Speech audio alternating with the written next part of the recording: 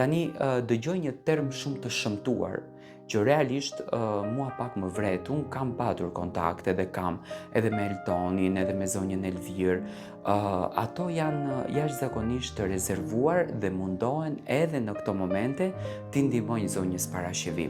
Përshëndetje të dashur miq, ja ku po ripotakohemi sërish me mua Tirona Lilin, në këtë ta quaj podcast që unë kam përgatitur për të madhen Parashevi Simakun. Po dëgjojnë për shumë televizione që po rikthehet emri i saj. Po flitet për to, po flitet për rukëtimin e zonjës Parashevi artistik, po flitet për jetën e saj, po flitet për përditshmërinë dhe për gjendjen e saj shëndetësore, domethënë duke i quajtur një njeri me probleme të rënda psiqike. Tani, unë e kuptoj shumë bukur që të marrësh përsipër të flasësh për një personazh siç është zonja Parashevi, të duhet ndoshta me javë të tëra për të rumbullaksuar kryesisht karrierën e saj dhe jetën e saj. Unë do të kisha thënë që po.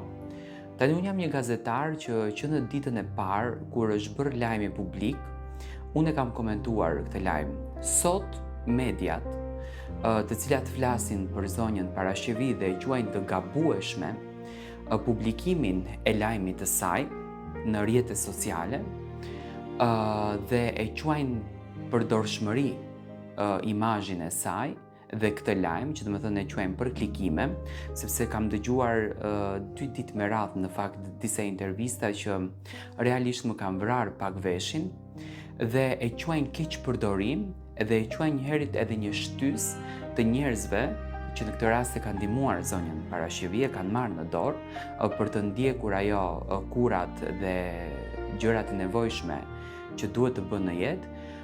Mua më duket pak si e tepërt dhe më duket një lloj mosmirënjohje, njëherë pikë së pari kundërdrejt zonjës Parashevi dhe kundërdrejt njerëzve të cilët e kanë ndihmuar atë. Pyetja që i bëj vetes unë është kjo: pse ne si popull e kemi shumë të vështirë të ngritemi në këmbë edhe të japim dorën apo të duartrokasim njerëz të cilët prishin komoditetin e tyre, prishin qetësinë e tyre të bëjnë një vepër të mirë pa asnjë lloj interesi. Tani, Eltoni Liriani dhe zonja Elvira Tata në fakt është e para që e ka gjetur zonjën Parashevi Simaku, sepse nuk e ka gjetur Eltoni. Zonjën Parashevi e ka gjetur zonja Elvira Tata në një takim rastësor që ka patur gjatë kohës kur shkonte për në punë. Dhe zonja Elvira u ndikua si çdo shqiptar që u ndikua 2 vite më parë apo 1 vit më parë sa është bërë nga lajmi që një gazetar profesionist me një eksperiencë jashtëzakonisht të gjatë në media vendosi që ta publikon. Tani të thuash që zonja Parashevi u përdor për klikime, më vjen keq, sepse zonja Parashevi nuk ishte një personazh anonim. Zonja Parashevi ishte një artiste që shqiptarëve ju dhimbs sepse shteti jon i dashur nuk e ka mbështetur, edhe sikur ajo të ishte larg, edhe pse shteti jon nuk u ngrit edhe ta kërkon për vite të tëra. Ku është Parashevi Simaku? Ne duhet ta nderojmë atë me një diçka. Dhe arsyeja pse të gjithë u shokuam dhe të gjithë u befasuam, pa marrë parasysh se cilës gjenerati përkasim, jemi breza që jemi rritur me këngët e zonjës Parashevi të rikënduara nga këngëtar të tjerë. Dhe emri i saj në veshin ton ka tingëlluar dhe ai tingëllimi na ka shtuar kureshtjen të hulumtojmë në YouTube mbi të. Kush është kjo zonja Parashevi Simaku? Kush ka qenë kjo grua kaq e bukur që ka qenë e admiruar në popullin shqiptar, që në kohën e atëhershme që nuk ka ekzistuar YouTube, që nuk ka ekzistuar Facebooku, që nuk ka ekzistuar Instagrami, zonja Parashevi ka gëzuar popularitetin në Kosovë, në Shqipëri, në Maqedoni, në diasporë, që ka qenë shumë e vështirë. Domethënë, vetë kureshtja të çon të ulumtosh drejt kësaj rruge. Dhe normalisht ne jemi pas njohur me imazhin e kësaj gruaje, por nuk e kishim njohur imazhin të cilin e gjetëm.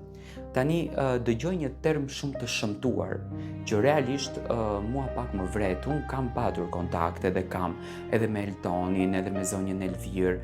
Ato janë jashtëzakonisht të rezervuar dhe mundohen edhe në këto momente t'i ndihmojnë zonjës Parashevim.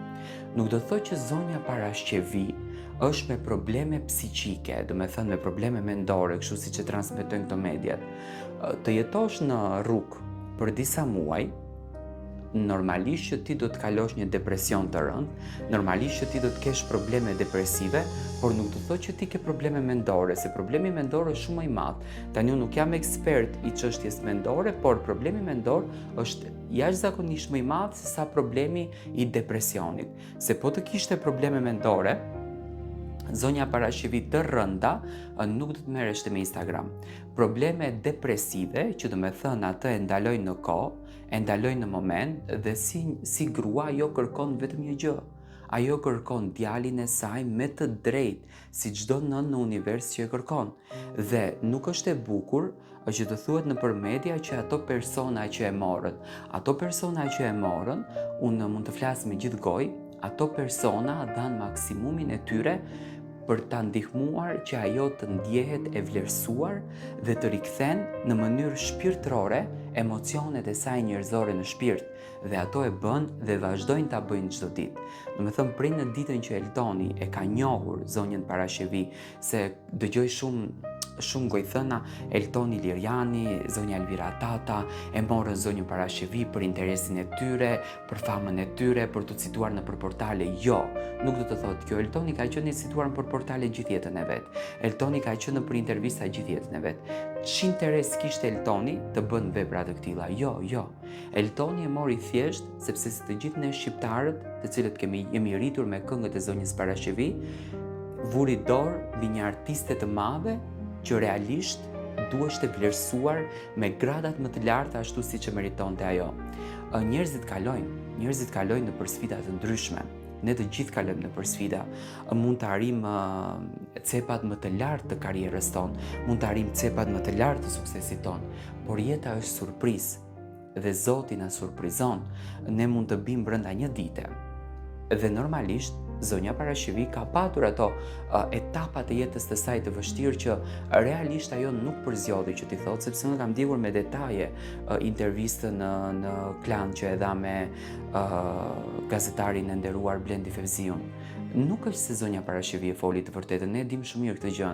Arsyeja pse nuk do ta flet të vërtetën është e drejta e saj, por qëllimi i saj unë e shoh cili është të lërë mesazh të mirë dhe fjalë të mirë me të gjithë. Por kjo nuk do të thotë që kjo zonjë dhe embri i saj po përdoret për interesa tek këta persona apo tek njerëzit e rinj, tek gazetarët e rinj apo tek personazhet e rinj, përdoret për interesin e tyre. Jo, nuk përdoret për asnjë lloj interesi. Thjesht përdoret për faktin sepse duhet vlerësuar dhe duhet nderuar ato njerëz të cilët bëjnë vepra të mira. Kur ne të gjithë të bëhemi së bashku dhe ne të gjithë nëpërmjet mesazheve tona t'i ndihmojmë këto dy njerëz të cilët e morën, se ato kanë nevojë për ndihmën tonë. Kanë nevojë për mesazhin ton, kanë nevojë për komentet e juaja. Dhe zonja Parashevi kur të ketë këto qasje do të lexon, ajo më së shumti do të kujdeset për veten e saj, sepse nuk kalohet një vështirësi shpirtërore, mendore brenda 3 muajsh, brenda 6 muajsh, brenda 5 muajsh, brenda një viti. Ajo do kohën e vet, do momentin e vet. Dhe normalisht Parashevi Simaku ka një traumë tjetër që djalin e saj, pikën e saj të dobët, gjën e saj më të çmuar nuk e ka pranë vetes. Dhe kjo normal që dhëmb, ajo në fund të ditës, pa marrë parasysh çfarë artiste është, në çfarë nivelesh është, në çfarë gradash është nën, si të gjithë nënat e tjera. Dhe një nën, kur kërkon djalin e saj, normal që futet në depresion, normal që kalon ditë të vështira.